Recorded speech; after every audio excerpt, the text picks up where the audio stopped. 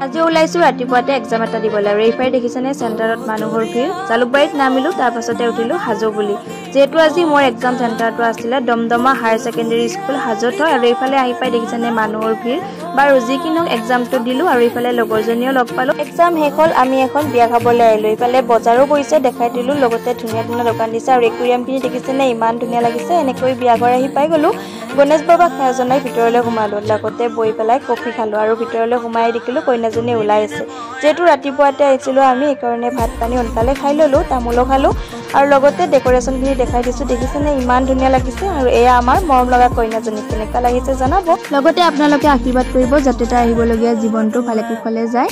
অনুভৱ কেনেকুৱা কোৱা অনুভৱ খালি আশীৰ্বাদ কৰিব সকলোৱে বিয়া খাই ওলালো ঘৰলৈ বুলি পিছে আপোনালোকে জনাবচোন আজিৰ এক্সামটো কেনেকুৱা হ'ল এইটো ভিডিঅ' পিছে ৰবিবাৰৰে আছিলে মোৰ ডিউটি অকণমান লেট হ'ল ঘৰলৈ আহি চাহ খালো আজিলৈ বাই